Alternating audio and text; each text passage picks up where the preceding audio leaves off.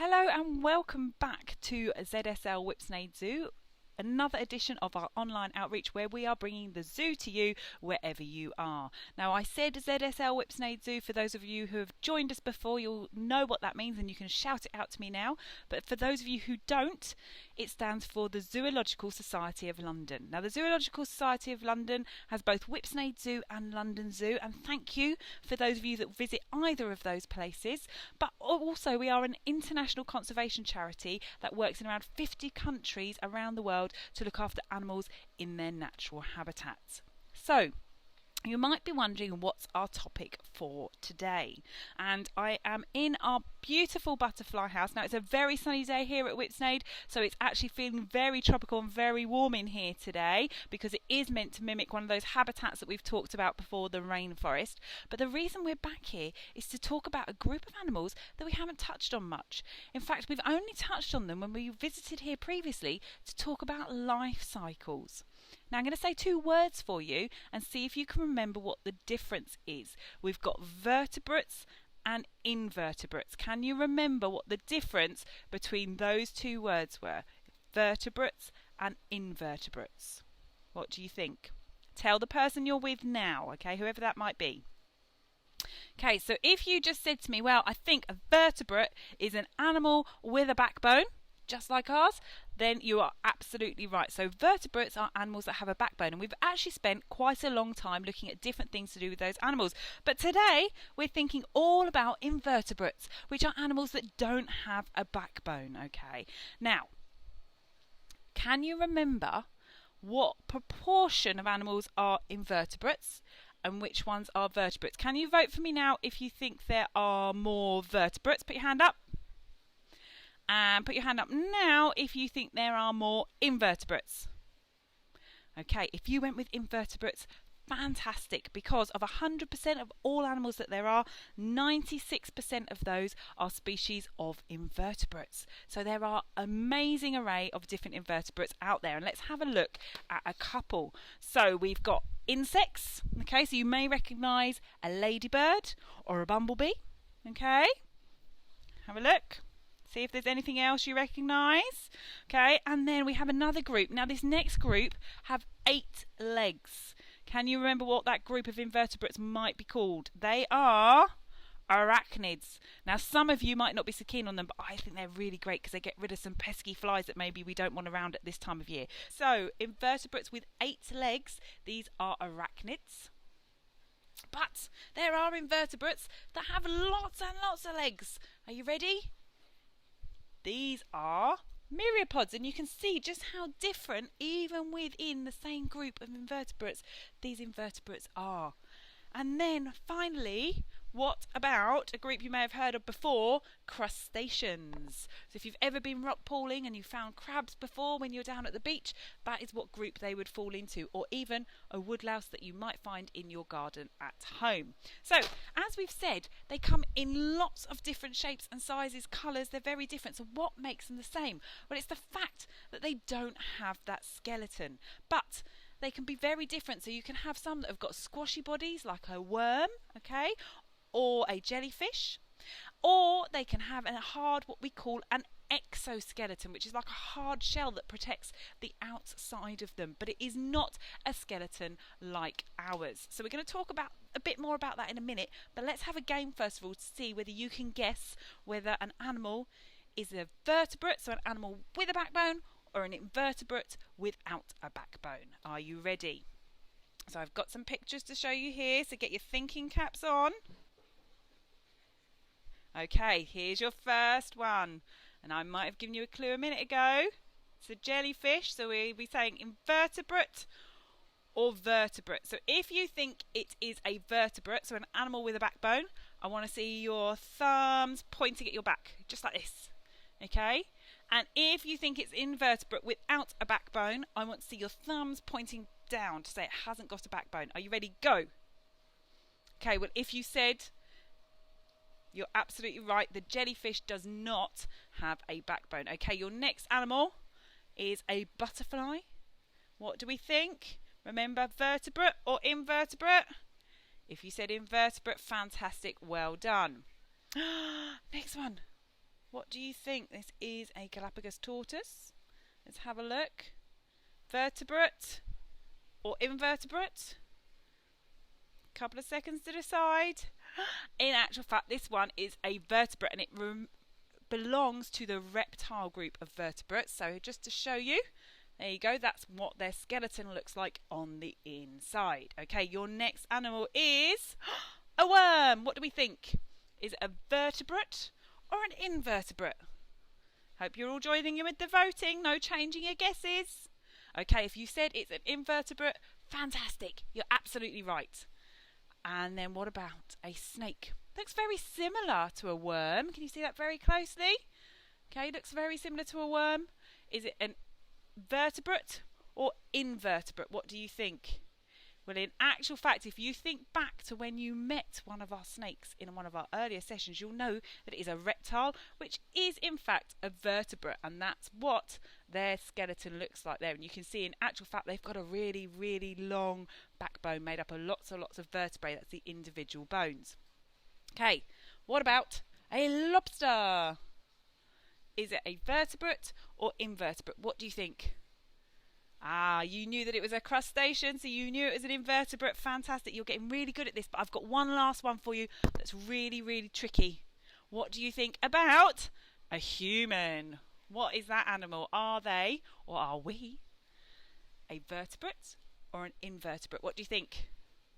Yeah, you know it. We are vertebrates because we've got that long backbone in our back, and we are a mammal, as we know from the classification sessions that we did before. Fantastic. You did a really good job with that. So, okay, now we know what a vertebrate or an invertebrate is. Let's think about the differences between them. Well, one of the amazing things about invertebrates is that lots of them are very, very small. Not all of them, because do you remember we said there are always exceptions, but lots of them are very, very small. And the reason for that is that they don't have this skeleton that we have inside our body. Now, the reason that we've got this skeleton and we're able to grow so large is because that vertebrae, that backbone, enables us to support our body and hold it stable at a larger size. And it's also, our skeleton is there to help us protect all the organs that we've got in our body, like your heart, your lungs, your stomach, so all those important organs that do lots of different jobs.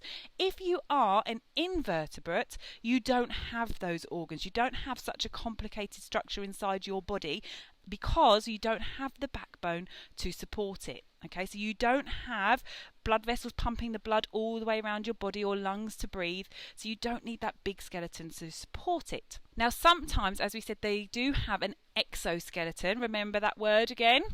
Okay, but that is not the same as our bones. That's a hard shell coating that protects the inside of the invertebrate. Now, also, we have muscles that help us to move around, and they grow around they're supported around our skeleton to help us move around. Now, if an invertebrate had muscles like we do, big muscles, they would need a really big body structure to be able to support that, and they don't. Okay, so that's some of the differences between them. So let's have a look first of all at the smallest. So the smallest invertebrate is something called a rotifer, okay, and these are microscopic, so that means they're so small you can't see them with your eye. You would need a special microscope to be able to see them, and they live in fresh water and moist soil.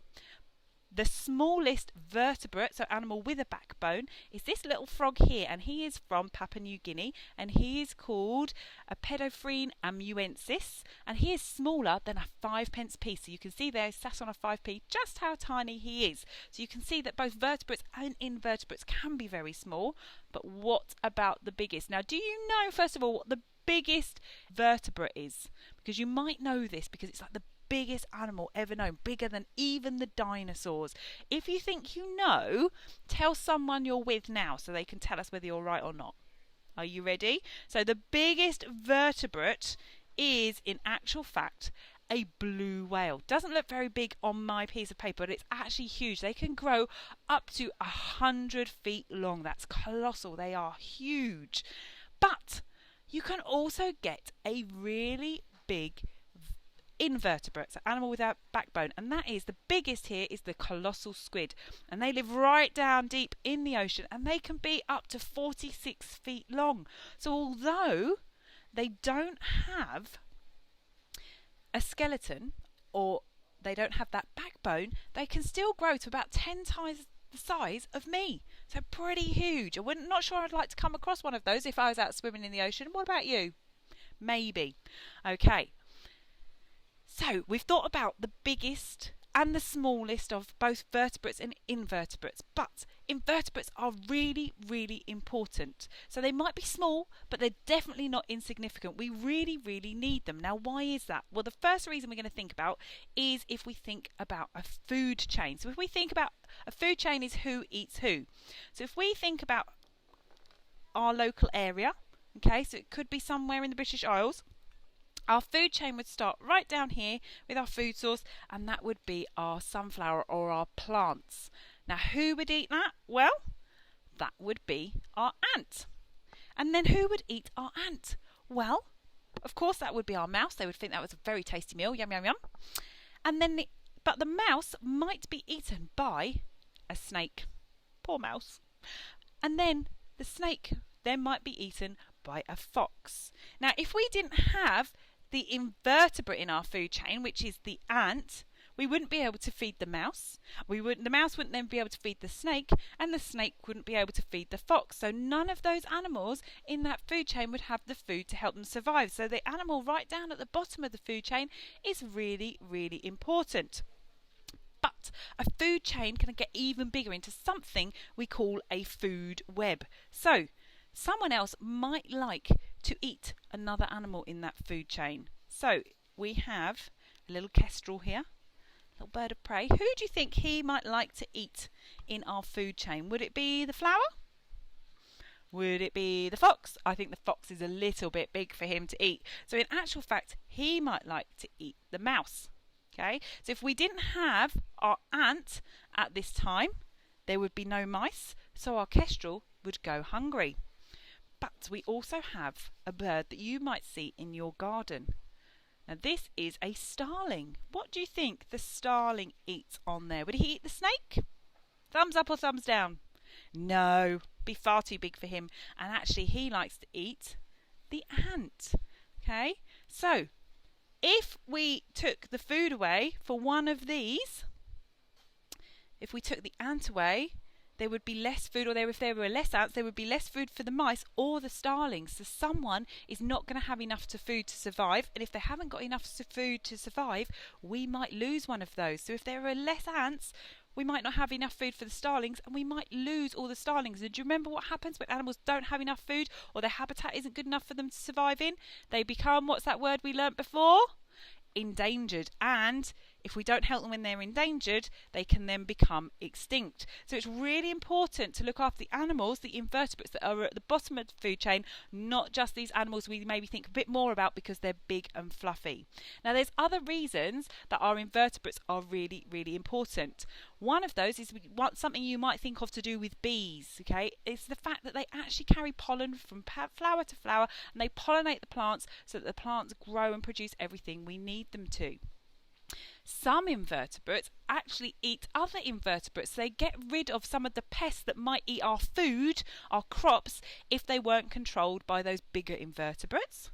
They also break down all the dead leaves and plant matter on the floor to send it back into the soil as goodness. And if we didn't have those invertebrates, that wouldn't happen.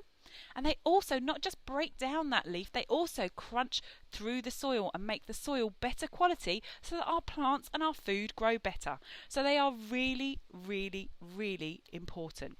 Now, to learn a little bit more about invertebrates today, we are going to chat to one of our keepers, and he's going to tell us all about his favourite 3 invertebrates. So would you like to come with me to meet our keeper Tyrone? Are you ready? Come on, let's go. Here I am with Tyrone. Now Tyrone is one of our keepers who specialises in the care of invertebrates.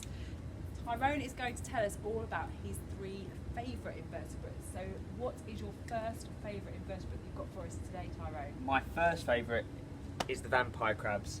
I particularly like vampire crabs because they've, as the name suggests, they basically feed on anything. A lot of people think that they're vampire crabs and they might feed on blood and bits and pieces like that, but actually the only reason they're called vampire crabs is mainly because of their eyes and they're being bright yellow. Here at the zoo we do an awful lot of breeding with vampire crabs. We're quite fortunate being quite good at breeding them now. And unfortunately, we're not quite sure about their conservation status in the wild. A lot of the crabs being taken from the wild to be used in the pet trade. So at this moment in time, their populations in the wild are fluctuating. So it's something that we're monitoring very, very closely. But as they're relatively new to zoos and to care, what we're doing is we're helping to write a guide, a husbandry guide on how to look after this species, because they can be quite difficult to get exactly right. But what I do have in my hand is a little bit of proof of our hard work. I'll bring it a bit closer if I can. Is if you have a look underneath her apron, so this is her here, so all those little brown specks up here are all baby eggs, and these will all hatch out and they'll live underneath her belly in what is called an apron, and they will stay there until they hatch, and eventually they'll crawl out all over her and basically stay within the exhibit once they all hatch off of her and they crawl around. So she belongs to the crustaceans. So crustaceans include anything such as crabs, shrimps, and basically any most aquatic invertebrates. I particularly like crabs in particular, as they're really, really good at adapting to their environments.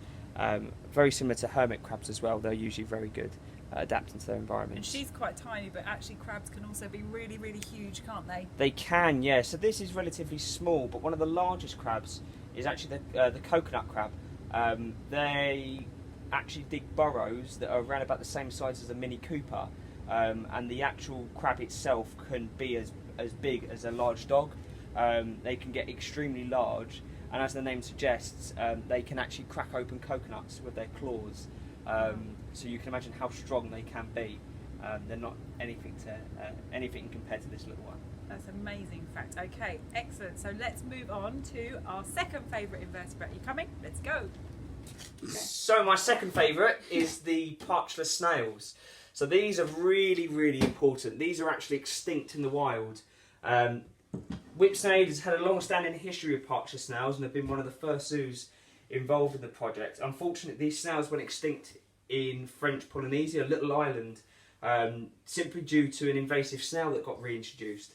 They introduced a big giant African land snail which people used to eat, and eventually those took over the island and was getting overrun. So what they did is they introduced the carnivorous snail to eat the giant African land snails, but unfortunately instead of going for the big juicy ones, they went for these tiny little ones, and unfortunately they got wiped out across the world. But luckily places like ZSL intervened really, really quickly and managed to get the last remaining ones into captivity, and since then we've been breeding them and actually re-releasing them back into the wild. Recently we re-released nearly 100 snails back to the wild of just this species here from Whipsnade, and many, many others from London Zoo as well. What I'll do is I'll bring one nice and close for you guys to see as well. These are extinct to the wild, so we are very fortunate to have them here, and they're so endangered and so special. So here at Whipsnade we've actually been involved breeding the parchless snails, specifically this species, Parchula rosea, for over 20 years now. And if it wasn't for our breeding of this species, unfortunately it would have gone extinct a few years ago. So it's very, very fortunate that we're able to breed these so well here, and subsequently now repopulate the wild again. You may see that the tanks are quite what you'd class as bare, and this is simply because they need to be returned to the wild. So anything that we introduce to them may cause them to get bacteria or bits and pieces like that we don't want to take back to the wild. So we need to keep things really clean and sterile in the enclosures to make sure that they're not carrying any diseases or bacteria that we might send back to the wild that affect those that are being reintroduced. Oh, look, it's surprising, but we've just had a flower beetle hatch out. This is known as a Ugandensis mechnarina. This is actually a male. You can see he's got a little horn on his face. This is one of the things that we've been breeding behind the scenes here at Whipsnade. You can see he's got this lovely orangey patterning on his back, and eventually this will start to turn more blue and even purple at times. This isn't particularly large, it's a good sized beetle, but some of the beetles that we breed here and you can get in the world can get much larger. This one, as the name suggests, he feeds on flowers, or he also feeds on fruit. And what we've been doing is we've been trying to breed them here for a little while now. And what we've actually got is one of the enclosures that we set up just inside here. So what I'll do is I'll just pop him inside, and he'll poodle off on some logs and basically join the rest of the colony. This is another one, as you can see, that's coloured up quite nicely. You can see here the really iridescent greens and purples on him. So eventually the one that I just showed you will go the same as this one here.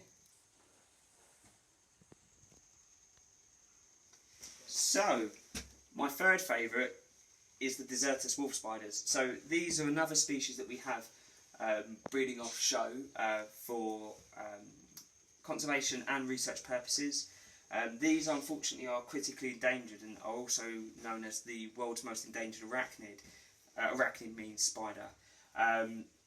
Unfortunately, in Madeira, which is near Portugal, an invasive grass has been planted all over the landscape, which is basically there for goats and other livestock to graze on. But what this grass is doing is it's creating really harsh environments that these spiders can't dig in anymore. These spiders need to dig little holes in the ground to basically live in, and without these holes being dug and for them to live in, birds of prey and other birds are flying over the island, picking the spiders up and unfortunately eating them. And what's happened is this has resulted in the population of these spiders dropping really, really quickly and resulting in us to captive breed them. Last year we were fortunate enough to have quite a few babies. These are some of the newest babies that we have here, and eventually, hopefully by the end of the year, we will have bred these again and have a new generation, as these unfortunately only live for around 18 months to 2 years. They're one of my favourites just simply because they are really, really pretty. They've got little red marks next to their neck, and for them to be one of the world's most endangered arachnid, it's quite a privilege to work alongside them. He's still sitting there.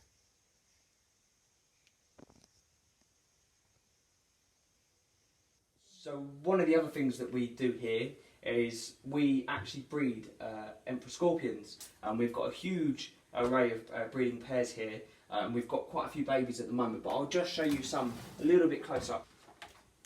As you can see, these guys are quite large. These are one of the pairs that should hopefully produce young very soon. These scorpions change from endangered to critically endangered quite quickly, as unfortunately an awful lot of these are taken into the pet trade and eaten as well. So their population size drastically changes very quickly. One interesting fact about these is there's actually two separate populations. You have one that's found in quite a deserty type area, and these are normally live alone. They normally live quite solitary lifestyles, but they're very aggressive. Or you get those that live in a foresty type environment that normally live in pairs under big root balls of plants, and these are not aggressive. These are quite friendly and they're quite nice to be around. Ours are from the forest generation, so as you can see we keep them together and we keep them in nice tropical environments with moist bark and soil, whereas if we had the deserty ones they'd be a little bit more difficult to work with. But these ones are lovely to work with. Wasn't that interesting? And I'm sure now that you have a greater appreciation of just how amazing invertebrates are and how important they are.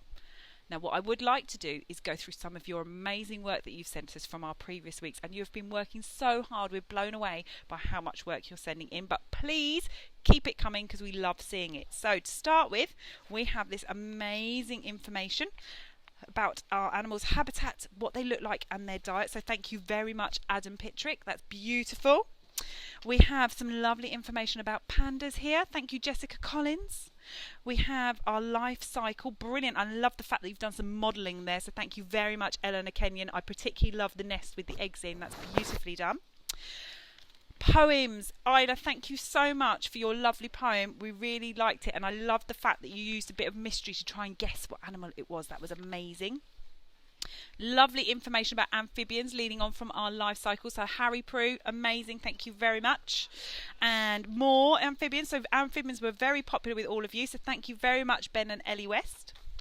And Roma Patton. Now Roma, we were blown away that you managed to do something for every letter of the alphabet with your work. So I thought I'd just read your A entry, but it was brilliant to see the whole alphabet. So amphibians have skin so slimy, it's really sticky. They're covered in this slimy goo. It's really icky. Head to toe to head in sticky, icky, slimy splat. Although it's weird, but their sticky slime helps them to stick around instead of being on their back. We loved it, and the fact that you did that for 26 letters of the alphabet is amazing. So brilliant. Then lots of you had started to tell us about different animals, moving on to our endangered animals. So amazing facts, and this drawing is phenomenal. So thank you very much, Wills Evans, for your lovely blue whale drawing. And how did you know we were going to be talking about the blue whale as the biggest vertebrate this week? Then we've got some lovely information from Dexter. Dexter, we're loving your work about our African hunting dogs. Really interesting, and I can tell you worked hard to find out facts about them. A brilliant poster to warn people about how they should be using a glass bottle to protect our animals. So thank you very much, Oscar Longley. I loved your drawings. And thank you very much to Mia Randall for your brilliant poster about different endangered animals. And it was so nice to hear about how moved you were about endangered animals. So keep that work coming. So I bet you're waiting to find out what is our task for this week. Well, if you go to our Zoo School page on our website, you will be able to find everything you need to do your own invertebrate investigation, okay? So if you look for the resource called We're Going on a Bug Hunt, and it will give you everything you need to either look in your garden, your school grounds, or if you have a look in a green space near to you if you don't have a garden, and you can find out all about what invertebrates you can find. Now, you may have heard of invertebrates as mini beasts, but the reason we don't call them mini beasts is, as you'll have seen earlier, they're not always tiny. So like that colossal squid, they can be really big. So we stick with calling them invertebrates, which is the right word. But if you can try and find out what invertebrates you've got and let us know, that would be amazing. And it is National Insect Week at the minute, so you would be doing a great job for everybody, not just us, because we'd like to know about what invertebrates there are around England and the UK. And you can find the link to that resource in the description below the video.